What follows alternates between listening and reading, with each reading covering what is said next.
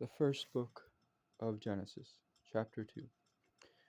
Thus the heavens and the earth and all the hosts of them were made. And on the seventh day God ended all of his work which he had created. And he rested on the seventh day from all of his labor which he had done. Then God blessed the seventh day and sanctified it, because in it he rested from all of his work which God had created and made. This is the history of the heavens and the earth when they were created, and the day that the Lord God made the earth and the heavens. Before any plant of the field was in the earth, and before any herb of the field of the earth had grown.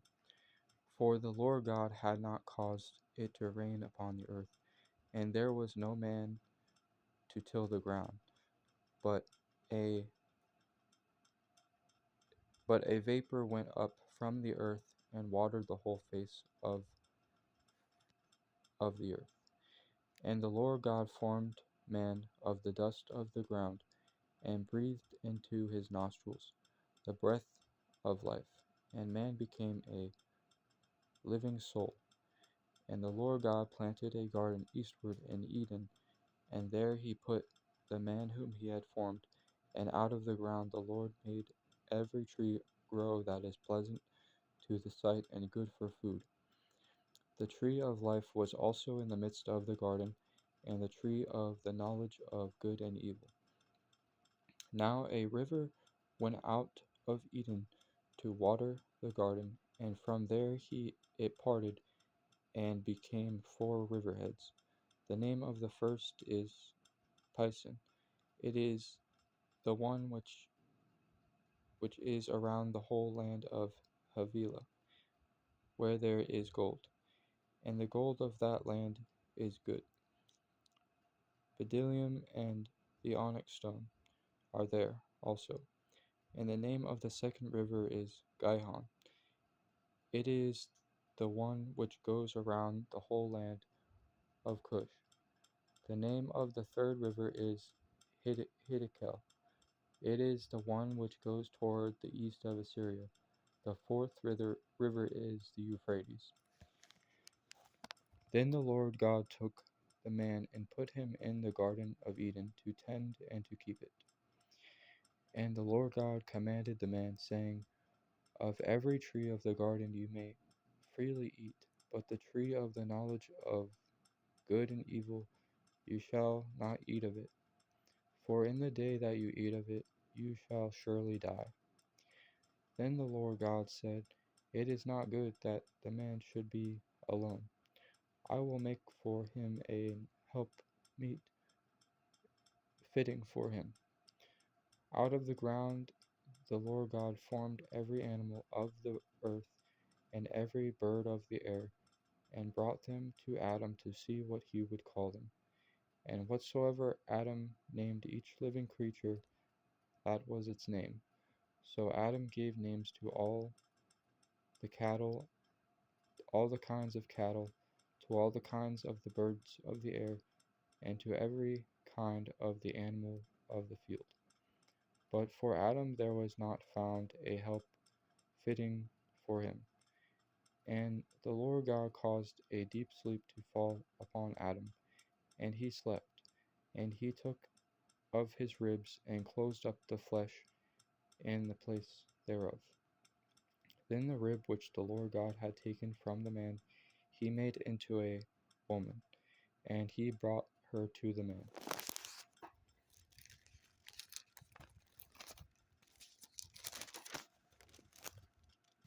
And Adam said, This is now bone of my bones, and flesh of my flesh. She shall be called woman, because she was taken out of man. Therefore shall a man leave his father and mother, and be joined to his wife, and they twain shall be one flesh. And they were both naked, the man and his wife, and they were not ashamed. Now the serpent was more cunning than any animal of the field which the Lord God had made. And he said to the woman, Has God indeed said, You shall not eat of every tree of the garden? And the woman said to the serpent, We may eat of the fruit of the trees of the garden, but of the fruit of the tree which is in the midst of the garden, God has said, You shall not eat of it, nor shall you touch it, lest you die. Then the serpent said to the woman, You will not surely die, for God knows in the day that you eat of it, your eyes will be opened, and you will be like God, knowing good and evil.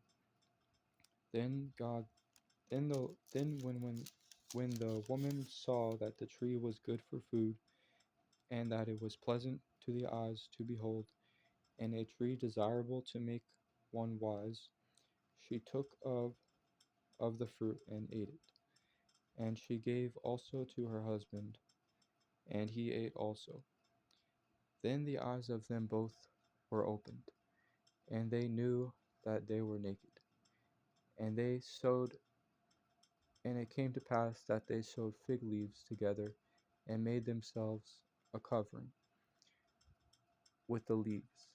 And they heard the sound of the Lord God walking in the garden in the cool of the day, and Adam and his wife hid themselves from the presence of the Lord God among the trees of the garden. Then the Lord God called to Adam and said to him, Where are you? So he said, I heard your voice in the garden, and I was afraid, because I was naked, and I hid myself. And he said, Who told you that you were naked? Have you eaten from the tree of which I commanded you that you should not eat? Then the man said, The woman who you gave to be with me, she gave me of the tree, and I did eat.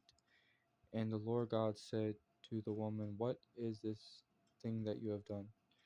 The woman said, The serpent deceived me, and I ate. So the Lord God said to the serpent, Because you have done this, you are cursed more than all cattle, and more than every beast of the field. On your belly you shall go, and you shall eat dust all the days of your life. And I will put enmity between you and between your seed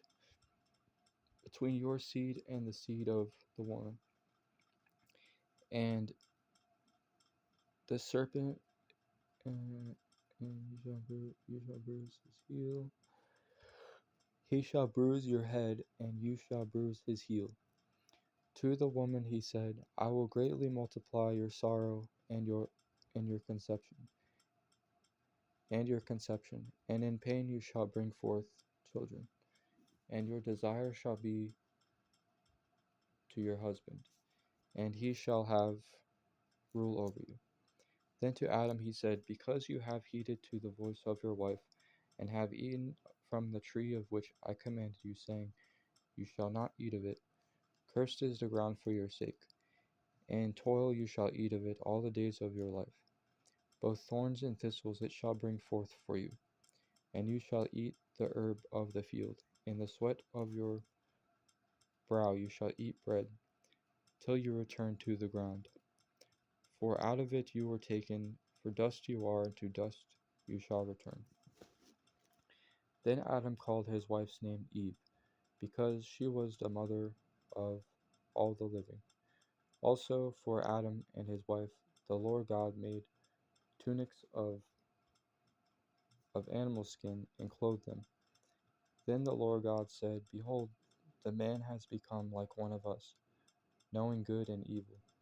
And now lest he put out his hand and take also of the tree of life, and eat of it, and live forever.